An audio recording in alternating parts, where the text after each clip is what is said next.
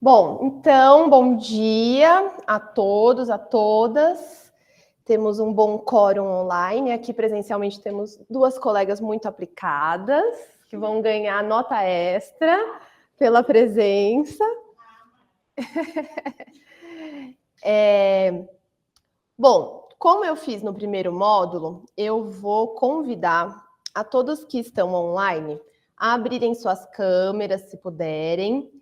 É isso, né? Assim, o curso de oratória, ele é um curso que, quando feito de maneira presencial, ele traz mais benefícios. Enfim, a gente sabe que a interação humana presencial é diferente, né, da interação virtual, mas, enfim, estamos inseridos aí nesse contexto de reuniões online, né, principalmente depois da pandemia, essa maior aderência às salas de aula também virtuais. Então, né, aqui na ESA a gente tem esse formato de curso híbrido, mas exatamente porque o curso de oratória ele é um curso prático e teórico, eu vou convidar a quem puder abrir as suas câmeras, deixar as câmeras ligadas ao longo da aula para que a gente possa ter aí uma melhor interação. Da mesma maneira, sintam-se livres para fazerem perguntas, abrir o microfone quando quiserem. A ideia não é eu ficar aqui falando exaustivamente, mas a gente construir uma troca, tanto por meio dos exercícios que eu vou propor, mas também por meio de uma conversa mais descontraída, porque também preciso entender o que traz vocês aqui, quais são as principais dificuldades e desafios. Meu nome é Renata Falavina, eu junto com a professora Pamela, que vai dar aula de amanhã, nós pensamos esse curso, que é um curso que nós dividimos em 2 módulos, esse é o segundo módulo. O primeiro, acredito que não foram todos que participaram, mas ele aconteceu na semana retrasada, da mesma maneira como esse foi um módulo de 3 aulas, então nas manhãs de segunda, terça e quarta, das 9 às 11 horas, nós tratamos de alguns assuntos que agora nesse segundo módulo estão sendo retomados, aprofundados e novas temáticas também estão sendo abordadas. Eu queria perguntar, eu sei aqui da sala, que você, como é seu nome mesmo, perdão? Isabel. Que a Isabel não estava no módulo 1, a Adriana estava. Eu vou pedir para quem está no online se manifestar aqueles que não participaram do módulo 1, só para eu ter uma ideia de quem já ouviu o conteúdo. Então, se puderem dar um joinha, quem não participou do módulo 1, só para eu ter uma ideia de quantidade de pessoas, aquilo que eu vou precisar retomar. Certo. Bastante gente, então. Tá. Bastante gente que não estava no módulo 1, tá bom.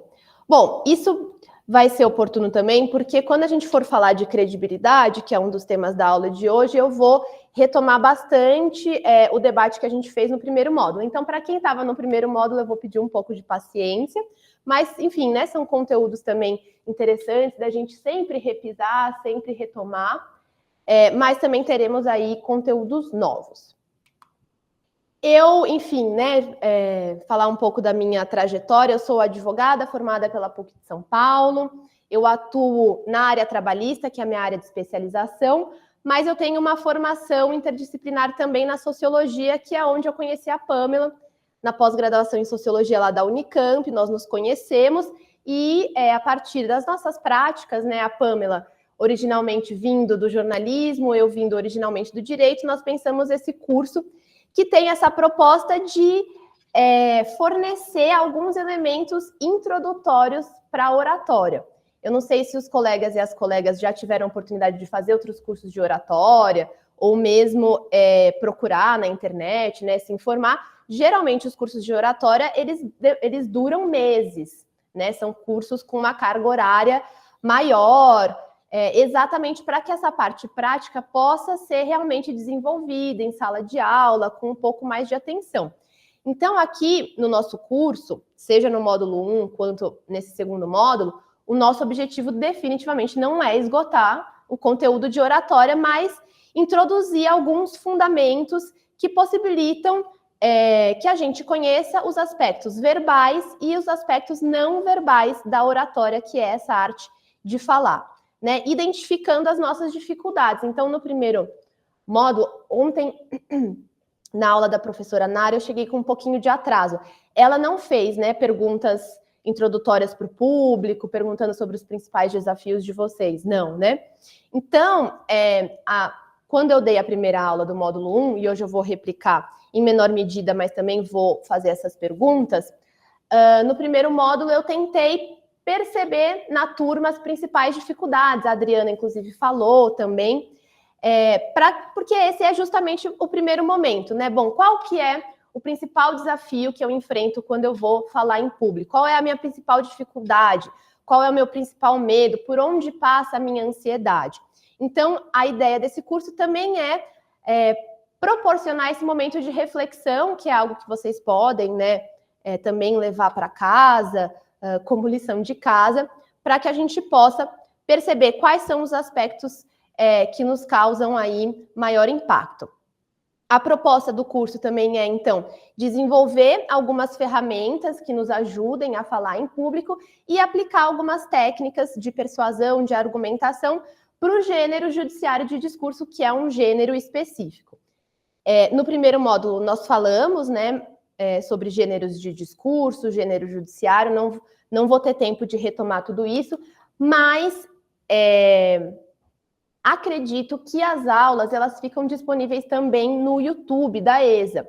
Então, para aqueles que não estavam presentes antes, vocês podem, se tiverem interesse, procurar essas gravações onde os conteúdos do primeiro módulo vão estar registrados. Então, o objetivo geral, né, desses dois módulos é proporcionar essa introdução à oratória e à eloquência, tratando desses componentes fundamentais para a construção de um discurso que seja persuasivo, que nos permita exteriorizar as nossas ideias de maneira clara, de maneira concisa, de maneira objetiva, fazendo aí uma apresentação ao público que realmente engaje, a partir da qual realmente nós consigamos comunicar aquilo que precisamos comunicar. E então também elaborando essa argumentação jurídica. Aqui vocês podem ter acesso aos objetivos específicos do primeiro módulo, eu não vou tratar de todos eles, mas a ideia foi justamente começar um pouco pela origem da oratória, tratar dos fundamentos da oratória nos dias atuais, né? Porque quando Aristóteles primeiro começou a desenvolver as técnicas de oratória, não existiam redes sociais, né? Então não estava no horizonte dele refletir, observar a oratória, por exemplo, em videoaulas ou em apresentações por meio de calls, né? Enfim, todo esse universo de Instagram, YouTube, TikTok não estava aí no horizonte dele. Então, a nossa ideia foi trazer a origem, mas também ir compreendendo as diferenças da oratória nos nossos dias. E foi um pouco essa a estrutura do nosso primeiro módulo, né? Então, eu abri falando da origem da oratória, do gênero jurídico, a professora Pamela falou de expressão corporal e de comunicação, e depois a professora Nara falou de voz e expressão vocal. Agora, para esse nosso segundo módulo, esses são os nossos objetivos específicos, então, elementos que vocês podem também ter em mente quando vocês forem fazer os exercícios em casa, né? Justamente de auxiliar na compreensão dessa relação, né, entre emoção e lógica no discurso oral, que foi algo que ontem a Nara falou bastante, o desenvolvimento da eloquência, das habilidades de persuasão, da argumentação convincente, habilidades de memorização, né, que para nós da advocacia são tão importantes, né, quando a gente vai desenvolver uma audiência, e também a construção de discursos persuasivos. E para isso, ontem nós começamos falando um pouco de eloquência, emoção e lógica. Hoje eu vou falar de argumentação convincente, vou retomar o tema da credibilidade, que foi algo que no nosso primeiro módulo esteve bastante presente. Eu falei um pouco, a professora Pamela falou um pouco, hoje eu vou falar mais disso. Vou falar da ancoragem, o que é esse processo de ancoragem, da argumentação convincente e de alguns princípios da persuasão. E amanhã a professora Pamela vai fechar o segundo módulo falando do discurso oral e tratando de todos esses elementos que vocês podem ver aí no conteúdo programático.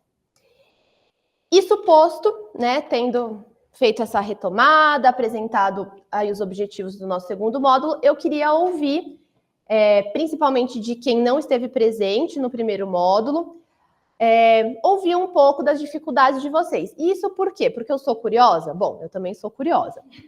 Mas porque o primeiro ponto, quando a gente fala em oratória, é justamente a gente compreender o público com quem a gente está falando. É somente conhecendo o nosso público que a gente consegue adequar a nossa fala. Então, algo também que a Nara trouxe ontem, né? Bom, quando nós estamos na frente de um juiz, quando nós estamos em um ambiente de audiência, o nosso comportamento, o nosso linguajar, a nossa postura vai ser de uma determinada forma, porque nós precisamos ali nos moldar àquela situação social, enfim, as regras que perpassam aquele ambiente. Mas se nós transportarmos essa fala mecanicamente para uma reunião com um cliente ou mesmo para outros espaços, né? Ontem uma das colegas falou que gostaria muito de falar em público sobre o tema do câncer de mama. Bom, quando nós estamos num ambiente desse, não necessariamente todo o nosso público vai ser da advocacia ou do âmbito jurídico. Então, se nós transportarmos ali uma audiência que está, por exemplo, como a colega tua, né, falando de questões de plano de saúde, eventualmente uma paciente ali que precisava de algum tratamento que o plano negou. A gente está tratando de um mesmo tema, câncer de mama, mas o nosso público é diferente. Então, nós precisamos adequar a nossa fala a esse público, e esse é o primeiro elemento, né? Eu acho que essa é a lição número 0 da oratória, conhecer o público com quem nós estamos tratando. Por certo, que não vai ser em todas as ocasiões que nós vamos poder, como eu estou fazendo aqui, começar perguntando para o público quem eles são. Mas nós temos outras maneiras de compreender as pessoas com quem nós estamos tratando. Então, para além da minha curiosidade, eu queria convidar a todos e todas, principalmente quem não esteve no primeiro módulo, a falar um pouco desses elementos para que eu possa justamente compreender a demanda de vocês. Então, as perguntas que eu coloco são: qual é a principal dificuldade quando vocês estão falando em público? Então eu fico muito ansiosa. Por exemplo, tem muita gente que na noite anterior não consegue dormir. Fica com insônia porque a cabeça fica naquele turbilhão, meu Deus, eu vou ter que falar em público, etc. Ou, não, eu até consigo dormir bem, mas chega na hora de começar a falar, eu esqueço quem eu sou, da onde eu vim, qual é o meu signo, eu esqueço absolutamente tudo, não sei de mais nada. Ou então, não, na verdade eu tenho um pouco de dificuldade de organizar as minhas ideias. Eu começo a falar e aí eu falo sobre o sol, a lua, a terra, o mar, e quando eu vi, meu Deus, eu não sei mais qual é o objetivo da minha fala. Ou então eu até consigo organizar bem as minhas ideias, mas eu acho que eu não consigo convencer o meu público. Eu falo exaustivamente e as pessoas ficam com uma cara ali de, nossa, nada a ver o que ela está falando, não me convenci de absolutamente nada. Então, queria que vocês, se possível, falassem das dificuldades, falassem das situações profissionais que são mais desafiadoras. Então, ontem foi bastante interessante, né? Uma colega compartilhou que ela não sente dificuldade de falar em público para, por exemplo, uma plateia que ela não conheça, mas quando ela está com os colegas de trabalho dela, com aquelas pessoas com quem ela tem um pouco mais de contato, deveria ali ter um pouco mais de familiaridade, quando ela está com esse público mais íntimo, ela tem muita dificuldade, sente aí coisas estranhas no estômago. Então, queria que vocês falassem dessa situação que é mais desafiadora, do público com quem vocês têm mais dificuldade, né? Bom, então eu até falo bem com o juiz não é a figura de autoridade, não me amedronta, mas quando eu vou falar com o cliente, eu sinto que eu preciso entregar ali uma performance excelente, fico muito ansioso. Ou quando eu vou falar com o meu chefe, com o meu superior hierárquico, com o advogado, com o sócio ali do escritório, eu fico muito nervosa. E também queria que, se possível, vocês falassem de como a linguagem jurídica entra no discurso de vocês. Se é um elemento que facilita Então, não, eu tenho muita familiaridade com a linguagem jurídica, me sinto muito bem falando os jargões, os termos técnicos, ou não, na verdade, a exigência ou a suposta exigência de eu usar esse linguajar técnico, né, é aquele elemento que vai tornar a minha comunicação mais difícil. Então, agora é aquele momento em que eu espero, no silêncio, aos colegas que queiram compartilhar, que queiram falar, incentivando a todos e todas a falarem.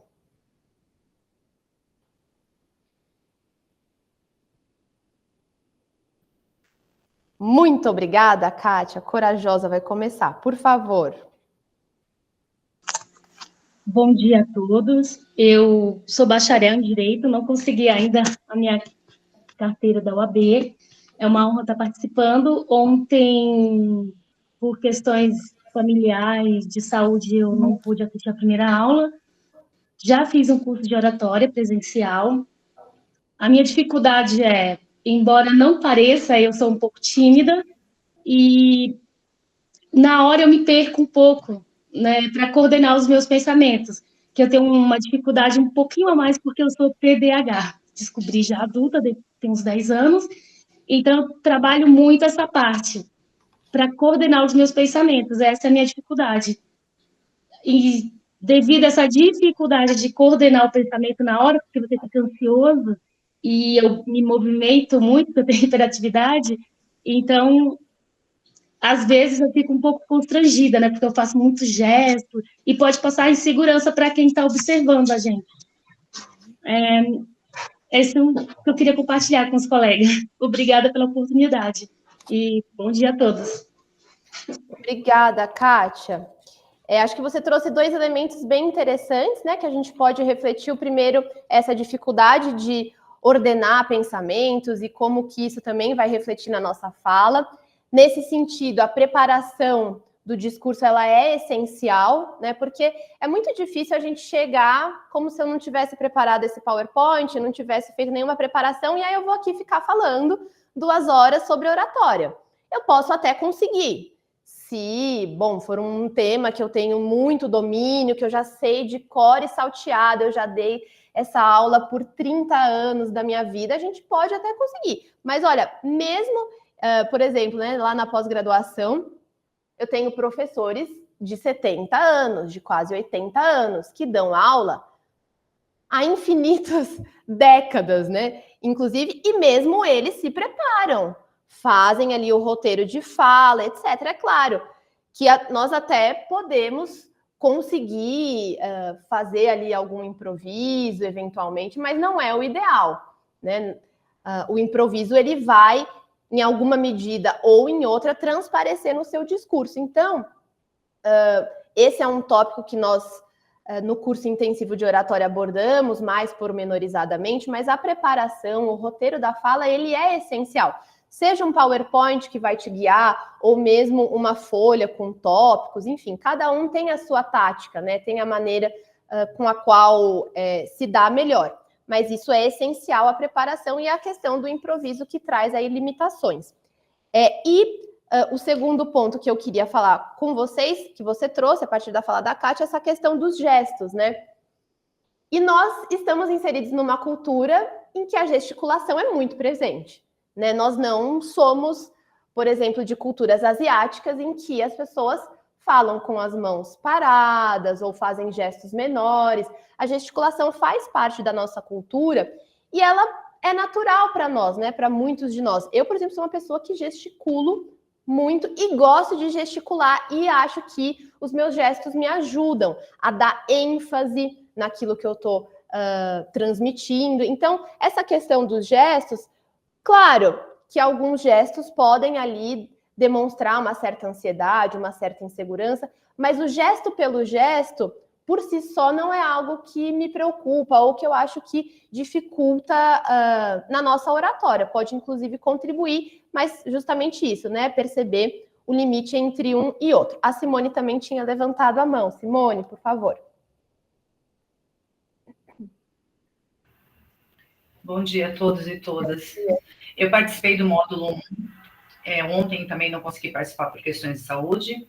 E como eu comentei no primeiro módulo, Eu advogo há mais de 20 anos, trabalhei por quase 10 anos na área trabalhista, então eu fiz muita audiência, mas só de pensar de ir para audiência, meu coração já sai pela boca, eu tenho pavor. Na audiência trabalhista, porque na civil eu não tenho problema. Qual que é a diferença? Na trabalhista sempre tem o público lá dentro, e na civil não.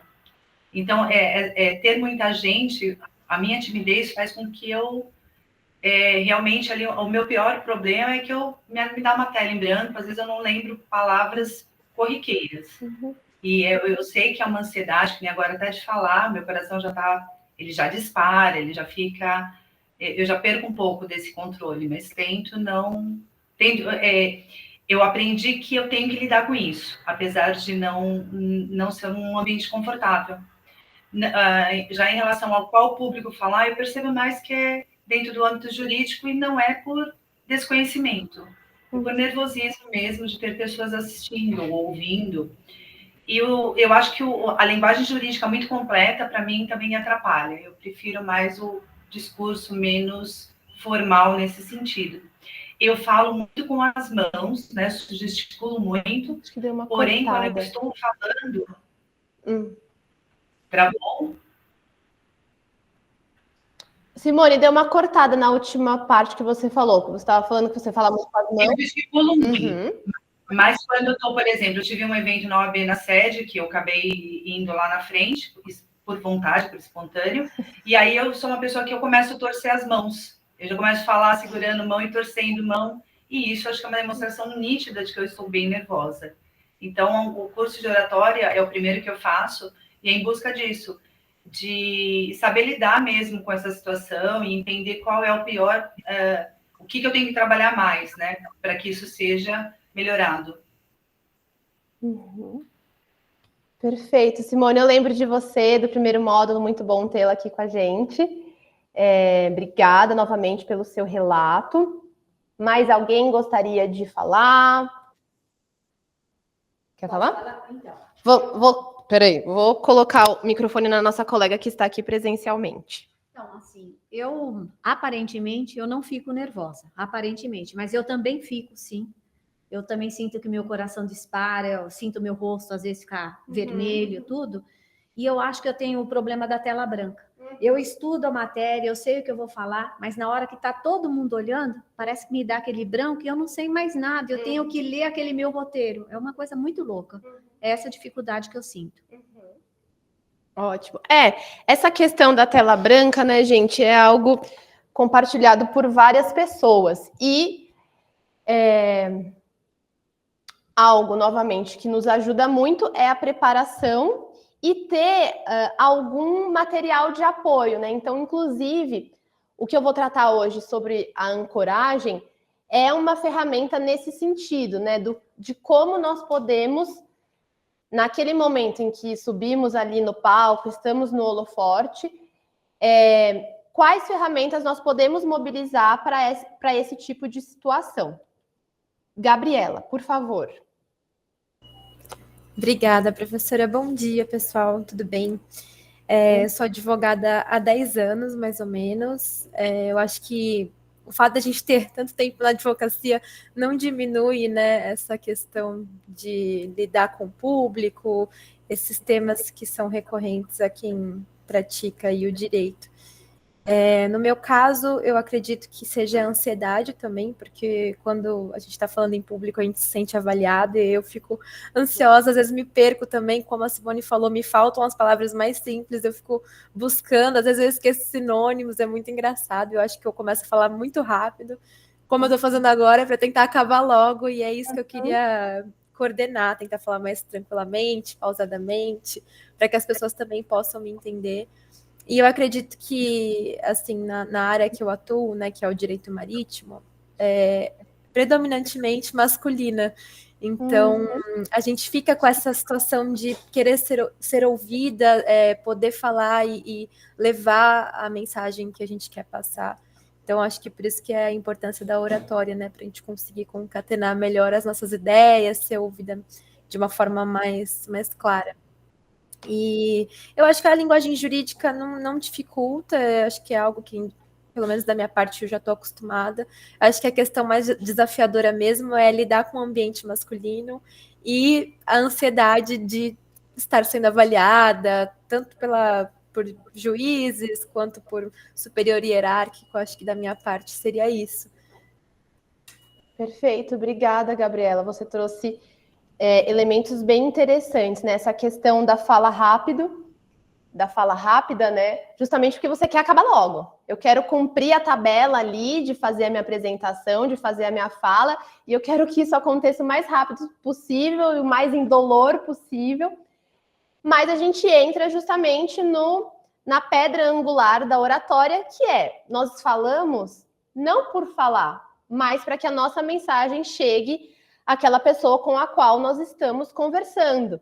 Então, se nós falamos muito rápido somente para terminar aquele momento, né, que nos traz algum tipo de angústia, será que o outro está conseguindo compreender aquilo que eu estou falando? Então, quando nós tiramos esse lugar de maior importância de nós mesmos e colocamos no outro, então toda a nossa comunicação vai ser devotada para essa outra pessoa, né? Para esse público, para esse interlocutor. Mas isso é algo muito comum, a ansiedade, a rapidez, isso também se relaciona com a respiração, que é outro ponto muito importante da nossa fala, que foram elementos que eu tratei com um pouco mais de aprofundamento no primeiro módulo, então convido aí os colegas a buscarem, né, as gravações das aulas do primeiro módulo, mas justamente isso, a nossa respiração é aquilo que nos possibilita falar com mais amplitude torácica, com maior desenvoltura, com uma intensidade maior, e quando nós estamos ansiosos, nós tendemos a fazer essa respiração pequenininha aqui na parte superior do nosso peito.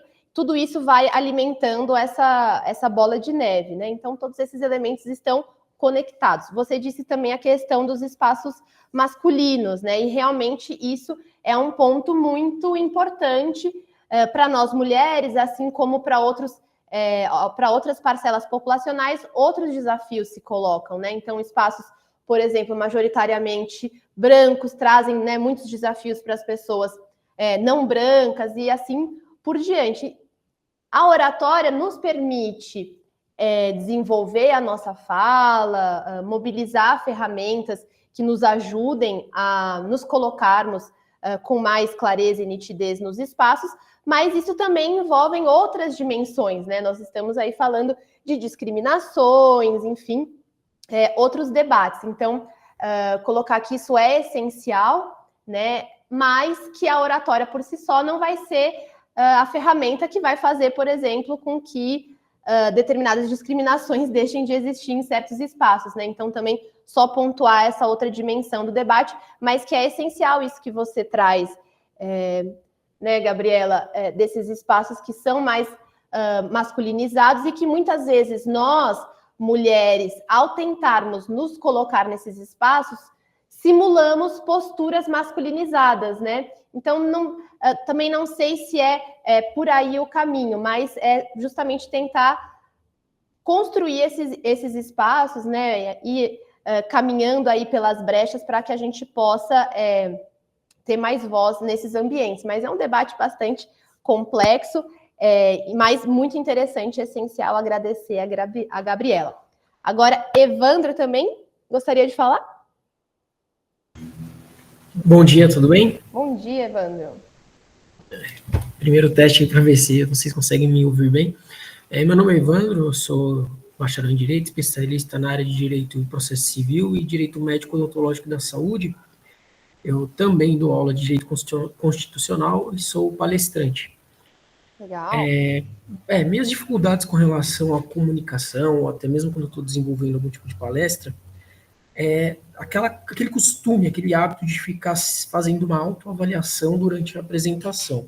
Isso acaba me atrapalhando um pouco. Por exemplo, no discorrer das minhas palestras, ou até mesmo da minha aula, eu fico percebendo a minha entonação de voz, o volume de voz, procuro sempre olhar o público para ver se tem alguém que está com aquela cara, com uma fisionomia de dúvida. E a minha maior dificuldade realmente é nesse aspecto, é nesse ponto. Durante a minha comunicação, durante a palestra que eu estou desenvolvendo, quando eu me deparo com a plateia, e percebo que tem aquele rosto, aquela fisionomia de expectativa, de, sabe, tá gerando aquela perspectiva de querendo mais. Isso, de certa forma, acaba me assustando e chega até a me travar um pouco. Às vezes eu até tenho uma tela branca durante a minha palestra, justamente por causa dessa fisionomia de uma pessoa ter uma expectativa muito grande com a temática. Então, e como eu fiz para melhorar um pouco isso? Eu acabo, por exemplo, eu tenho alguma temática, eu desenvolvo, eu escrevo, redijo tudo a termo e faço umas 3 apresentações na minha casa para poder combater essa tela branca durante a minha palestra ou as minhas aulas, quando eu me deparo com esse tipo de situação. Ótimo, Evandro. Obrigada pelo seu relato. Essa técnica, né, de treinar em casa é algo assim que eu recomendo muito. Que pode ser assim um pouco estranho, você lá no seu quarto sozinho falando, sozinho, mas é essencial porque justamente ao treinar a sua apresentação, a sua aula, a sua palestra, o que quer que seja, você consegue já perceber aqueles momentos que te dão um pouco mais de dúvida, aqueles momentos em que você fica um pouco mais inseguro. Ah, não, acho que esse ponto eu preciso dar um pouco mais de atenção. Então, essa é uma técnica, digamos assim, basilar, muito interessante e que pode contribuir para aquelas pessoas que são um pouco mais autocríticas, porque se você tem essa tendência, ontem também, né, uma colega compartilhou algo nesse sentido, de que ela se julgava muito a fala do outro, então ela se julgava muito, achava que o público estaria ali a todo momento julgando, bom dia, julgando ali as minúcias da fala dela. Então esse momento do treino, do falar em casa, sozinho, para as 4 paredes, para o espelho, o que quer que seja, pode contribuir nesse sentido, né? Então você já se julga naquele momento, repara as arestas ali que precisam ser reparadas e no momento efetivo da apresentação você pode estar um pouco mais tranquilo. Essa é uma técnica excelente, eu faço muito isso e recomendo. Então agradeço ao Evandro que já está inserido aí em outros espaços de maior visibilidade e que ele mesmo já foi percebendo os momentos que traziam um pouco mais de dificuldade, foi construindo aí caminhos para superar. Então, eu acho que é muito isso. Esse momento em que eu convido as pessoas a falarem um pouco sobre si mesmas, é justamente para que a gente comece a desenvolver essa reflexão sobre nós, que é muito importante, né? Bom, então o Evandro mesmo, ele já conseguiu sozinho identificar que a dificuldade dele era que ele ficava se julgando, ficava se escutando no momento que ele estava ali falando em público, e aquilo, por certo, que tira um pouco da sua atenção, né, Evandro? Porque se você está percebendo a sua própria entonação de voz, aquilo que na sua fala não está muito bom, você está desconcentrado da matéria ali, digamos, de direito constitucional que você está passando para a sua turma. Então, esse momento de compreensão de público, em que eu trago essas perguntas, é para fomentar essa reflexão, que não se encerra aqui agora, mas que vocês podem levar para um próximo momento da vida de vocês. E agora, chegou o momento em que eu gosto de dizer que o que acontece na aula de oratória fica na aula de oratória. Então, é um momento que eu vou convidar as colegas que estão aqui presencialmente, mas também quem está em casa, virtualmente. Novamente convido a quem puder abrir a câmera para que nós levantemos das nossas cadeiras para que a gente faça esse treinamento vocal. E isso tem muita relação com o que eu estava falando sobre a questão da respiração. Então, a nossa voz, a nossa fala, ela também precisa ser exercitada. Eu gosto da metáfora do jogo de futebol, né? Quando os atletas vão entrar para jogar futebol, antes eles precisam fazer um aquecimento, eles precisam treinar, despertar o corpo deles. Então, da mesma maneira, nós, quando vamos falar em público, para que a gente não chegue para a nossa palestra assim, né, uma postura de cansada, de nossa, acabei de sair da minha cama, aquela voz, né, que tá ali embargada, você viu que a pessoa não falou uma palavra antes de começar a palestra dela. Não, da mesma maneira, nós precisamos despertar e despertar o nosso corpo e a nossa voz. Então, esses são exercícios que a gente pode fazer. Deixa eu ver se vocês estão aqui, vocês estão me vendo. que a gente pode fazer em qualquer momento do nosso dia, antes de entrar para uma audiência, antes de entrar para uma reunião importante, uma apresentação importante, a gente pode começar. Se não tiver uma salinha própria para isso, a gente pode ir no banheiro do escritório também, gente, sem problema, sem... como eu disse, o que acontece na aula de oratória fica na aula de oratória e vocês podem levar para outros momentos da vida de vocês. Então, a gente vai espreguiçar, né? Começar a movimentar o corpo. A gente precisa movimentar, né, gente? Porque se a gente vai fazer... Eu estava ali sentadinha, mas se eu vou aqui falar com vocês e não fiz uma rotação de ombro, né? Tudo isso nos ajuda a o quê? A abrir também e a expandir o nosso corpo para a gente se colocar aberto para falar para o público, né? Se a gente vai falar para o público curvado, tudo assim para dentro, tô com medo, né? Eu não quero falar em público. Não, então vamos abrir. Então, todos esses exercícios nos ajudam a isso, a levantar da cadeira, a espreguiçar, a movimentar o nosso corpo, a movimentar também... Vou tirar aqui o óculos para não cair no chão. A movimentar a nossa cabeça. Então, todos esses exercícios nos ajudam a começar a transmitir essa mensagem para o nosso corpo, para a nossa mente, de que a gente vai falar e vai falar em público. Esses exercícios eu adoro também, que nos ajudam a soltar um pouco o nosso rosto, todos os nossos músculos faciais. Porque eu não sei vocês, tem muitas pessoas que vão falar em público, ficam tensas e prendem o maxilar. Esse é um espaço de bastante tensão, né? Então, você vai enrijecendo todo o seu...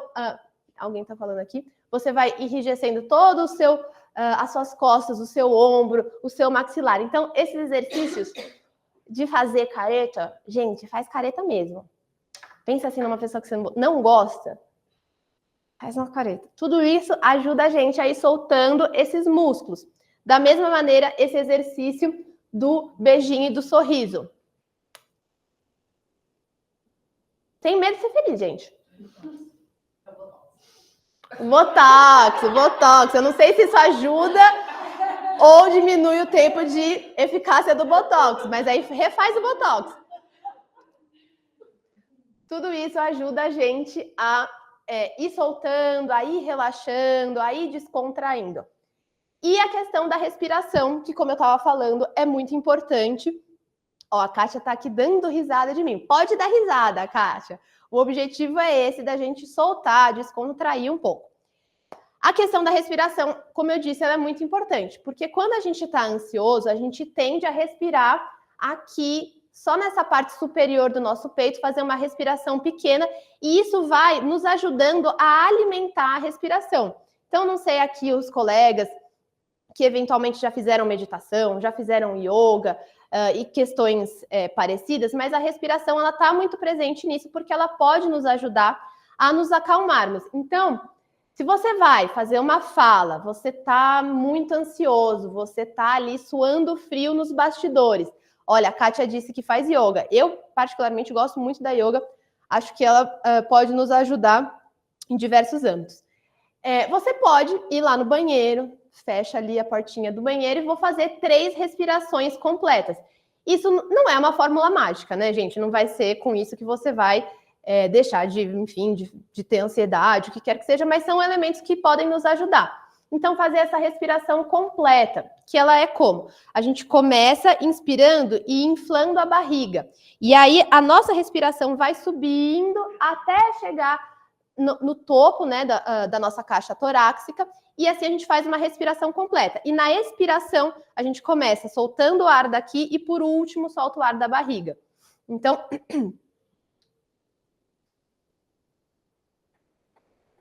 essa respiração completa, e não aquela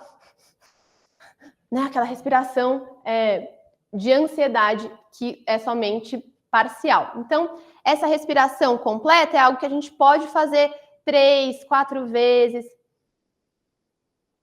Podemos fechar o olho. Nos ajudar a nos acalmarmos. Depois, em continuação ao nosso treinamento vocal, nós temos esses sons que a gente pode soltar ao soltar o ar. Então, a gente vai inspirar e quando a gente soltar o ar, a gente vai fazer esses sons. Então, Começando pelo S, inspira.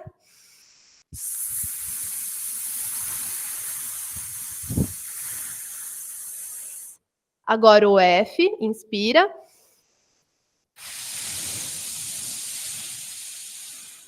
E o X, inspira.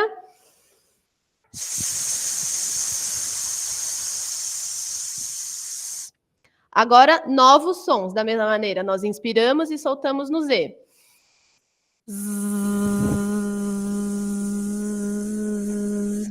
Inspiramos e soltamos no V.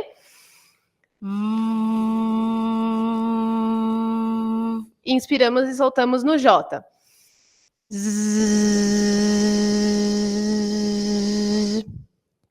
Pessoal que está em casa está fazendo também, me deem aí o joinha. Estão se sentindo ridículos em casa? Muito bom, é isso aí. E agora, para a gente soltar a língua. A língua é também outro, né, componente essencial aí do nosso corpo quando nós estamos falando. Então, para soltar a língua, a gente vai fazer essa rotação para, né, 3 vezes para o lado direito, 3 vezes para o lado esquerdo, com os lábios fechados. Então, não sei se vocês vão ver aqui, mas...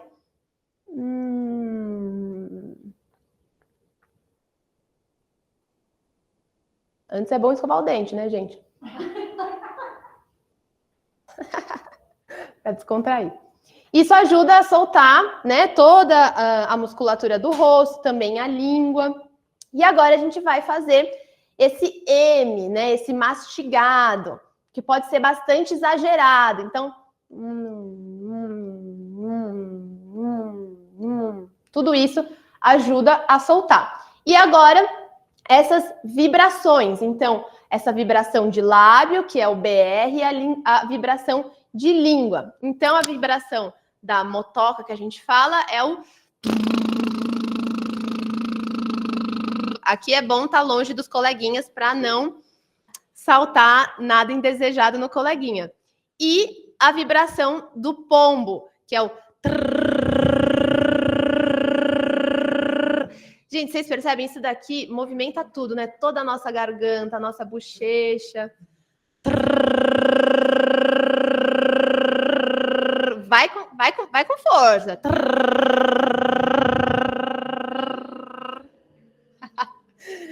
Tá vendo, gente? Isso é bom também, porque a gente vai descontraindo, vai fazendo piada, e nisso a gente vai também nos acalmando para fazer uma fala melhor.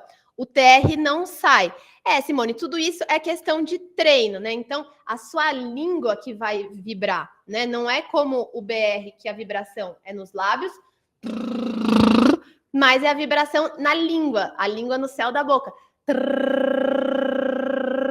Não sei se dá para vocês verem exatamente, mas é tudo uma questão de treino.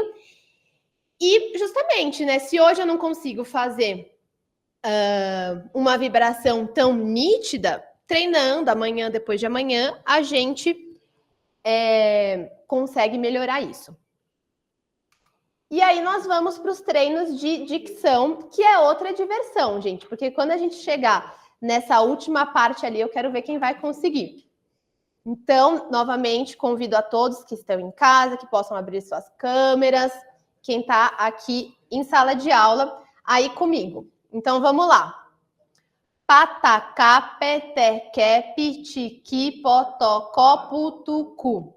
Pratracrá, pré-tré, cré, pri, tri, cri, pró, tró, cró, pru, tru, cru. Plá, clá, plé, tlé, clé, pli, tli, cli, pló, tló, cló, plu, tlu, clu. Já vai.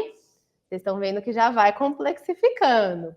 Aí vamos lá. Vaza, já, vezé, jé, vizi, gi, vozó, jó, vuzu, ju. Vrás, rá, jrá, vrés, ré, jré, vris, ri, jri, vrós, ró, jró, vrus, ru, jru. E esse que é o mais difícil. Vlás, lá, jlá, vlés, lé, jlé, vlis, li, jri, vlós, ló, jló, vlus, lu, jlu. Ali tem um errinho que era para ser ó no final. Tudo isso, gente, vocês podem brincar, inclusive com a família de vocês, ver quem consegue fazer mais rápido. vai na velocidade 5 aí, e tudo isso nos ajuda depois, quando a gente for falar em palavras normais, a ter uma dicção melhor. Aqui eu trago para vocês outros exercícios que vocês podem, outras variações que vocês podem fazer em casa. Tem esse vídeo também, que aqui eu não consigo abrir, mas que é um vídeo bastante interessante de aquecimento vocal. Então, como ontem a Nara também passou indicações de vídeos que vocês podem ver, esse é um vídeo inicial a partir do qual vocês podem ir navegando no canal desse professor. São pessoas da música, né? Então, são pessoas que utilizam esses treinamentos vocais cotidianamente, porque se um cantor for entrar no palco sem fazer um treinamento vocal, é certeza que ele vai perder a voz em pouquíssimo tempo. Então, fica a indicação para vocês assistirem e, a partir desse vídeo, procurarem outros. Vou tomar aqui a minha água. E vou só, muito rapidamente, retomar, então, essas noções introdutórias para quem não estava no primeiro módulo. A oratória, então, é essa arte de se comunicar, de falar bem. A comunicação, como eu disse, ela não é aquilo que você fala, mas o que o outro entende. Então, é justamente a gente tirar esse local de centralidade de nós mesmos e colocarmos no nosso interlocutor. A eloquência, então, está relacionada com encontrar as melhores palavras, aquele vocabulário que vai expressar mais nitidamente as ideias que você quer expor. A retórica está relacionada com a condução dessas palavras e dessas ideias, a maneira como nós colocamos as ideias em sequência, para que possamos transmitir da melhor forma a nossa mensagem. E a oratória, então, é essa fala em público que vai mobilizar tanto a eloquência quanto a retórica. E quando nós estamos falando aqui do âmbito do direito, estamos aqui na ESA, tratando aí com colegas da advocacia, nós estamos falando, né, nesses diversos benefícios que a oratória traz para a nossa prática profissional, tendo em vista justamente, né, todas as situações, como os colegas relataram no início da aula, que nos colocam aí né, pressões, nervosismos que precisamos lidar. Então, essa comunicação oral, ela vai ser extremamente relevante para a advocacia e é justamente por isso que nós apresentamos o curso aqui na ESA. E para que a gente possa, então, desenvolver uma boa fala em público, a oratória vai nos exigir alguns atributos, alguns elementos. O primeiro deles é a questão da credibilidade, que nós falamos ontem, que hoje eu vou retomar, mas também a questão da voz, do vocabulário, a nossa expressão corporal, a nossa aparência, todos esses atributos que ganham, né, um relevo maior quando nós estamos falando da oratória no âmbito do direito. E a credibilidade, então, a conquista da credibilidade vai nos exigir o desenvolvimento de alguns elementos, de alguns requisitos. A naturalidade, enfim, pode ser destacada como principal desses elementos, mas também a questão da emoção e do envolvimento, a questão da construção da imagem, do conhecimento e autoridade sobre o assunto, a confiança e também a coerência e conduta pessoal exemplar. Esses são, pessoal, os requisitos, os elementos que constituem a credibilidade, que eu vou discorrer, alguns com um pouco mais de minúcia, outros com um pouco menos, por conta do horário da aula e que ainda nós temos algum caminho a ser percorrido. Não necessariamente eu vou conseguir passar por todos os pontos que estão aí no PowerPoint, mas vocês vão ter acesso a esse material depois e podem ler com mais calma, assim como a bibliografia que está referenciada ao final. Então, a naturalidade ela pode ser entendida como esse principal elemento que constrói a credibilidade no âmbito da advocacia. E isso por quê? Quando a nossa plateia percebe que algo ali da nossa postura, da nossa conduta, pode transparecer algum artificialismo, isso pode fazer com que esse orador tenha a sua fala colocada num lugar de desconfiança. Bom, será realmente que essa pessoa está plenamente ciente, né, dessa fala que ela está fazendo? Então, a naturalidade pode acabar levantando algumas barreiras à nossa argumentação, que, ao fim e ao cabo, sempre quer convencer o nosso interlocutor. Então, para construir, planejar essa imagem né, de um advogado, de uma advogada bem colocada, também é necessário nós nos atentarmos para a nossa naturalidade, para a nossa espontaneidade. E isso eu acho que é um ponto muito interessante de ser tratado, porque eu tenho um pouco a impressão que muitas pessoas chegam para o curso de oratória querendo construir uma nova persona. Então, eu quero construir do zero essa nova Renata, que vai saber se colocar perfeitamente em espaços públicos, que vai fazer uma fala perfeita, sem nenhum erro, enfim. E o quão real é essa expectativa, né? Então, eu acho que um dos nossos objetivos aqui nesses módulos de oratória é justamente realçar aquilo que já há em nós. Porque eu gosto muito de trazer esse exemplo, né? Se você está ali lidando com um caso muito desafiador ali, uma questão de plano de saúde muito desafiadora, um caso que está sendo muito emblemático, muito importante para a sua carreira, etc. e tal.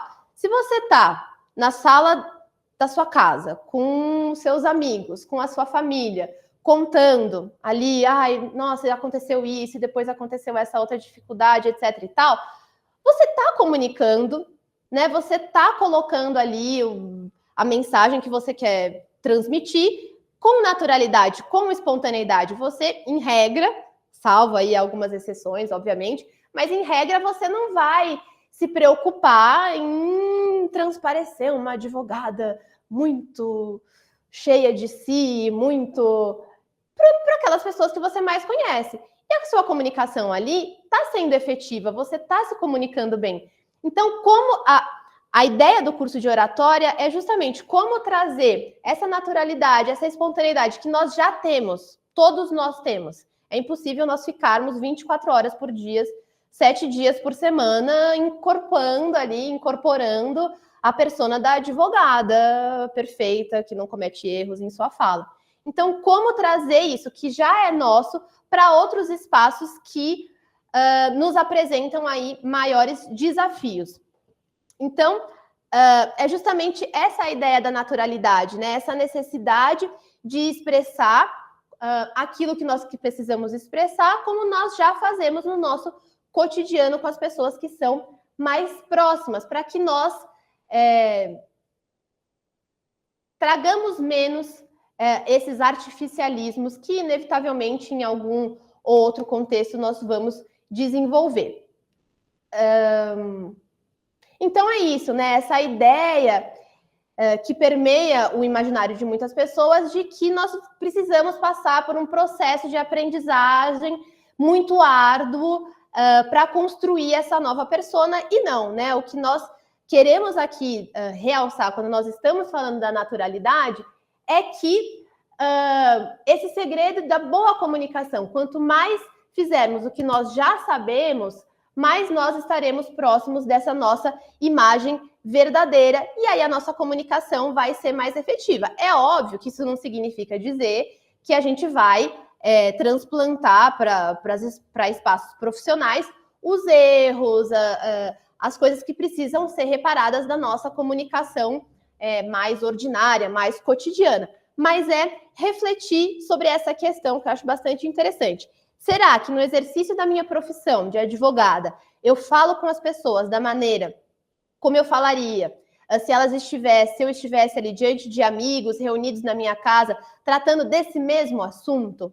Como trazer essa naturalidade, essa espontaneidade para espaços profissionais? O que, novamente, né, não significa que a gente vai ser negligente, que nós vamos aí trazer os erros para outros espaços do âmbito profissional, mas é justamente entender que esses defeitos de estilo, essas incorreções, elas podem ser combatidas, esses erros podem ser combatidos com o estudo e com a experiência, mas no aperfeiçoamento a gente também não pode abrir mão daquilo que há de mais intrínseco a nós. Então é um pouco essa balança. Depois, o segundo elemento da credibilidade é a questão da emoção e do envolvimento. E aqui entra o que uma das colegas, que agora eu não vou recordar o nome, disse, acho que foi a Gabriela, disse sobre o falar logo para se livrar logo. Então, a oratória nos ensina que não é a fala só pela fala, né? Então, eu não vou entrar numa apresentação ali para o meu escritório na frente dos clientes e vou só bater o ponto ali falando todas as informações que eu preciso passar. Não, mas é necessário que a gente também envolva as pessoas, e é a questão da emoção. Falando de maneira natural, a gente consegue envolver mais os nossos interlocutores, as pessoas que estão nos ouvindo, para que elas possam, né, eventualmente, fazer um voto favorável a nós, fazer uma decisão favorável a nós. Então, revelar essa emoção, esse entusiasmo pela causa ali que nós estamos apresentando, também faz com que a nossa comunicação seja melhor. Não é a fala somente pela fala, vou logo chegar ao fim da minha apresentação, mas não, como eu posso também transmitir emoção, e isso, a emoção, o envolvimento, também corrobora para a construção da nossa credibilidade. Depois entra a questão da imagem, né, da construção da nossa imagem, e acho que essa questão ela é especialmente presente na nossa profissão, né? Obviamente que a construção da imagem nos dias atuais de redes sociais é importante para muitos profissionais, para muitas áreas, mas a advocacia ela tem uma singularidade que é essa questão da imagem precisar ser construída em torno da confiança, da seriedade, né? Então, é muito díspare você apresentar para o seu âmbito ali de clientes, enfim, profissional, uma imagem de uma pessoa muito descontraída, muito isso, muito aquilo, quando a gente sabe que a advocacia, por mais que tenha aí passado por transformações importantes no último período, ela requer uma imagem de maior, né, enfim, sobriedade, enfim, todos esses elementos que estão aí imbuídos na construção da imagem. Essa é obviamente, né, um elemento que a gente vai construindo ao longo do tempo, então, para os colegas que são recém-formados, que estão começando agora a advocacia, né, a reputação é um elemento que a gente vai construindo ao longo do tempo, mas que a gente pode também começar a construir a partir de agora. E isso por quê? Como que a questão da imagem ela está relacionada com a credibilidade? Porque justamente, né, esse atributo da boa imagem, da boa construção da imagem, pode aí, se não quebrar algumas resistências, amenizar algumas resistências. Então, a gente sabe muito bem que quando a gente chega em alguns espaços, se coloca de algumas maneiras, nós somos melhor ou piores ouvidos e ouvidas. Depois tem a questão do conhecimento e da autoridade sobre o assunto. Por certo, né? Para que nós tenhamos credibilidade, também é necessário que nós tenhamos conhecimento sobre aquele assunto que nós estamos tratando, né? Então, a construção dessa autoridade sobre a temática também é algo que a gente vai construindo ao longo do tempo, com a nossa especialização.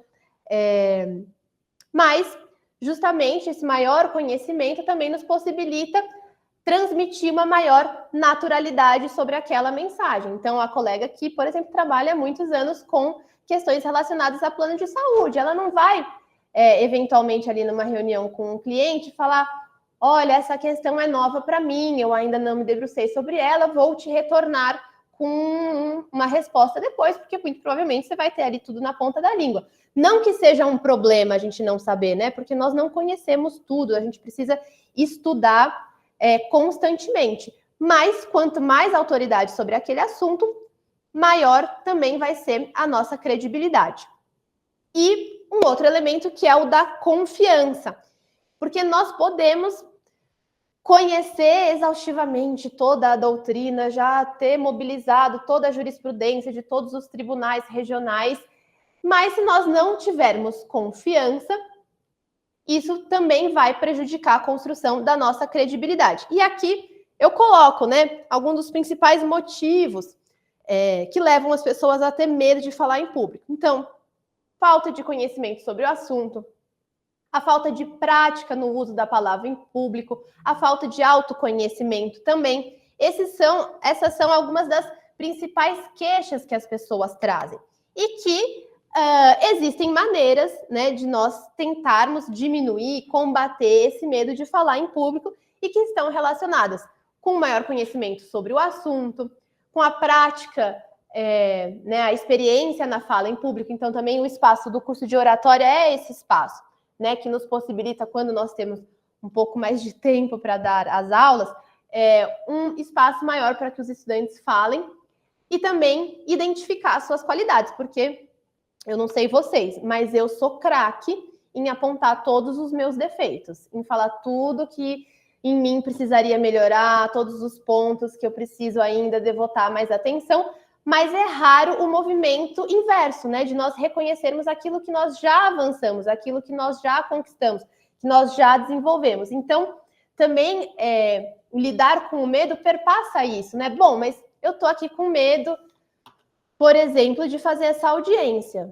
Mas quantas audiências eu já fiz e já não deu certo? Esse exercício, né, de lembrar aquilo que nós já fizemos pode nos ajudar a dimensionar melhor aquilo que naquele momento específico está mais latente.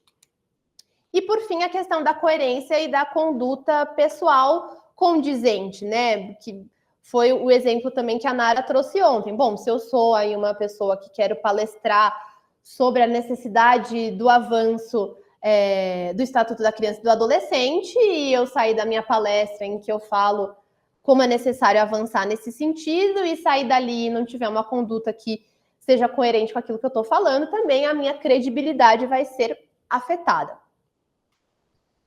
Com esses elementos, então, eu tentei, né, dar esse panorama do que a literatura especializada em oratória diz quando fala em credibilidade. Pergunto aos colegas aqui da sala, do chat, se há alguma dúvida, se há alguma questão que queiram falar, que queiram elucidar. Certo. Então, novamente, pessoal, sempre que tiverem dúvidas, podem perguntar. Tem alguma dúvida? Não? E agora a gente vai falar da ancoragem, esse processo de ancoragem. Então, a âncora, o que ela é? Ela é um estímulo externo que pode ser um símbolo, uma imagem, um som, um cheiro, um gosto, enfim, que vai disparar em nós uma sensação boa, né, poderosa, vibrante, profunda. E que pode nos ajudar a instaurar né, estímulos mais positivos. Aqui, gente, nós estamos falando, então, de uma ferramenta, de uma técnica, enfim, que pode contribuir para nos tirar de certos lugares e nos levar a outros lugares. Mas, né, acho que é sempre importante colocar que, né, esse conteúdo, essas ideias que nós passamos nos cursos de oratória não substituem por absoluto, né, outros espaços, como, por exemplo, a psicanálise, enfim, outros âmbitos, né? Nós estamos aqui falando de algumas ferramentas que nós podemos mobilizar, mas que não substituem aí outros espaços de outros profissionais. Então, a ideia é justamente nós refletirmos sobre como nós podemos associar algumas reações internas com alguns gatilhos que nós aqui estamos denominando como âncoras. E nós, né, em outros âmbitos da vida, temos diversos gatilhos, né? Muitas vezes as pessoas associam os gatilhos a situações ruins, né? Então, por exemplo, quando a gente está na internet e vai ter algum conteúdo relacionado com violência sexual contra a mulher, em geral, as pessoas colocam um alerta: olha, isso pode ser um gatilho para caso você tenha, né, sofrido uma situação semelhante, ou outros conteúdos sensíveis podem engatilhar em nós sensações ruins, memórias ruins, etc. Aqui, quando nós falamos da âncora, desse processo de ancoragem, nós estamos tentando fazer de outra maneira, né? Elementos, estímulos que podem engatilhar em nós, enfim, sentimentos, sensações, lugares internos positivos. Então, aqui não se trata de criar aí gatilhos negativos para você lembrar de outros momentos em que você teve medo de falar em público, mas exatamente o oposto. O processo de ancoragem, então, vai ser essa ferramenta para associar sons, imagens, reações comportamentais com lugares positivos, objetivando justamente estabelecer, reativar esses processos que estão associados com a criatividade, com o aprendizado, com a concentração. Então, esse é um instrumento, uma ferramenta que pode ser bastante útil para quem tem a tal da tela branca, para quem, quando vai começar a falar, fica muito exasperado, porque tem outras pessoas que têm muita ansiedade, sofrem, sentem aí coisas desconfortáveis antes de começar a falar, mas uma vez que sobem no palco, passa. Aí a pessoa, depois que ela faz a fala dela, fala, nossa, por que eu sofri tanto, né? Eu sofri por antecedência, mas na hora que eu fui falar foi tão tranquilo, eu consegui estar ali presente. Ou não, outras pessoas que realmente, quando começam a falar, ficam muito ansiosas, muito nervosas e tem essa tela branca. Então, eu acho que para essas pessoas, inclusive para os colegas, para as colegas que relataram especialmente esse tipo de situação, essa ferramenta pode ser bastante interessante. Darei um exemplo, chegaremos lá. A gente vai fazer um exercício de construir essa âncora. Então, essa metáfora da âncora, ela nos remete ao quê? Bom, nós fazemos ali parte de uma tripulação, de um navio, de um barco, e para que nós não naveguemos à deriva, né, não fiquemos aí à deriva, nós temos essa imagem da âncora, que é justamente aquilo que nos amarra, aquilo que pode nos trazer um ponto de estabilidade, um ponto, né, em que nós possamos nos apoiar. Essa é a metáfora que, quando nós trazemos aqui para o âmbito da oratória, nós estamos falando, né, não apenas desse estímulo mecânico que causa aí uma resposta interna, mas esse ponto de referência que pode nos ajudar a estabilizar esse estado interno particular de ansiedade, de medo, de o que quer que seja, para que nós tentemos aí vivenciar as novas experiências sem nos sentirmos flutuando, navegando sozinhas. Então, essa é a ideia da âncora, a ideia por trás da âncora. Ficou alguma dúvida? Deu para entender qual é o objetivo dessa ferramenta? Antes de passar para a parte mais prática, propriamente, se alguém tiver alguma dúvida, pode levantar a mão no online. E bom, então, prosseguindo, a ancoragem, ela está presente no nosso cotidiano, ela está na nossa cabeça, né? E eu gosto muito desse exemplo. Quem aqui, né? Bom, todos nós somos já com alguns anos de vida, certamente já nos apaixonamos, não é o caso de ter alguém que ainda não se apaixonou, bom, pode ser também. Mas acredito que todos nós aqui já tivemos um amor, né? Mesmo que seja platônico, aí uma pessoa em relação à qual nós nutrimos sentimentos de amor e ternura. Quando a gente ouve aquela música, né, a gente é teletransportado para aquele momento, a gente lembra dessa pessoa, a gente lembra dos sentimentos bons, às vezes também dos sentimentos ruins, né? Também podemos ser, mas a gente está aqui tentando falar de coisas boas. Então, é um pouco isso que a gente tenta construir aqui e agora também para a nossa oratória, para a nossa fala em público. Essas ancoragens, então, vão nos ajudar a tomar decisões mais positivas diante de algumas situações. Esse é o objetivo, é a gente construir essa âncora que nos remeta a um momento, a uma memória, a alguma experiência em que nós já conseguimos, por exemplo, falar em público. a gente já fez uma audiência, a gente já fez uma apresentação, a gente já deu uma palestra, ou a gente já falou sobre aquele tema na nossa sala na sala das nossas casas. Então, essa é a ideia. E para realizar essa ancoragem, a gente precisa identificar esse estado emocional que a gente deseja ter. Então, é importante a gente focar no que nós queremos e também no que nós não queremos. Então, não adianta a gente... eu vou criar aqui uma ancoragem que vai me remeter ao meu primeiro amor. Não é esse o objetivo aqui desse espaço. Então, qual é esse estado emocional que nós desejamos ter? O que também nós não queremos sentir? Então, bom, quando eu falo em público, eu não quero ter uma sensação de que eu estou falando perfeitamente. Esse não é o meu objetivo.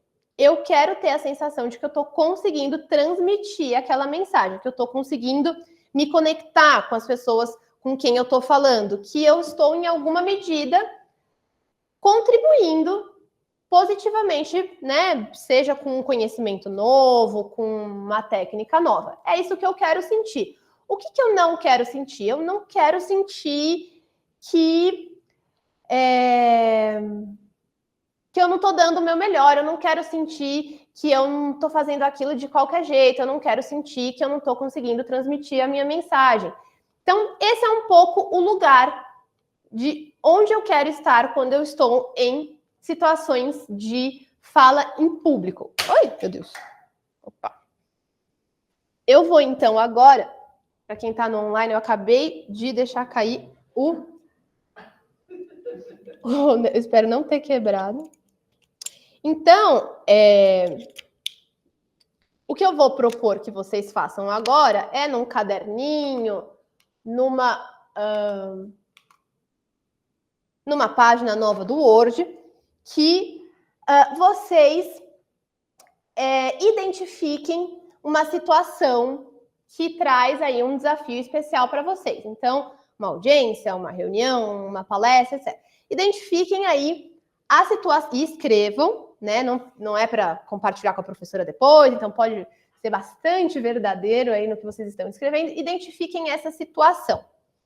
Depois eu quero que vocês identifiquem como vocês gostariam de se sentir nessa situação.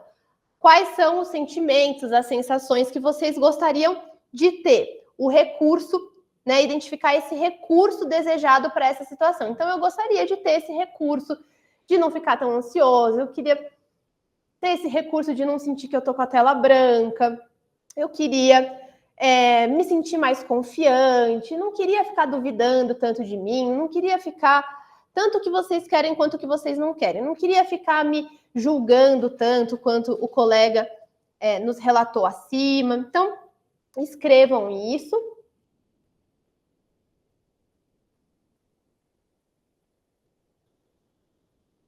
Pessoal que está no online, me deem aí o joinha se vocês estão conseguindo fazer esse exercício na casa de vocês também. Ai, ótimo, várias pessoas interagindo, muito bom.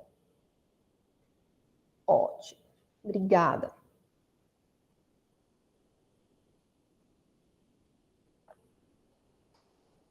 E agora que vocês já identificaram essa situação que é desafiadora, que vocês já pensaram os recursos que vocês gostariam de ter, assim como os lugares internos que vocês não gostariam de acessar, eu quero que vocês pensem aí na história de vida de vocês e relembrem um momento em que esse recurso que você gostaria de ter, ele estava presente e ele estava presente em abundância. Então, nossa, teve uma festa que eu contei para uns amigos meus uma história que eu passei e que eu estava me sentindo muito confiante, todo mundo deu risada, consegui a comunicação foi muito boa, eu não estava ansiosa, eu não estava,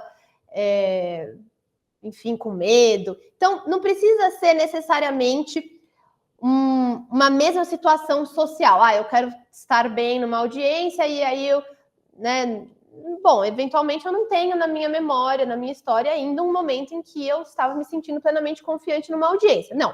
Pensem aí em algum momento da vida de vocês em que esse recurso que vocês gostariam de ter nessa situação desafiadora estava presente com naturalidade, com espontaneidade. Quando vocês lembrarem, vou dar um tempinho aí para vocês caçarem na memória. Quando vocês lembrarem desse momento, escrevam, façam a descrição desse momento. Então, como é que era? Né? O que você tá vendo? O que você estava ouvindo? O que você estava pensando? O que você estava sentindo? Descrevam. Assim, não, eu estava naquele lugar XYZ com essas pessoas. Né? Eu estava me sentindo assim, eu estava ouvindo, sei lá, essa música, ou estava ouvindo a voz de um ente querido que me traz calma, estava me sentindo satisfeita de comida, que tinha acabado de comer um prato delicioso de risoto, enfim, façam aí a descrição.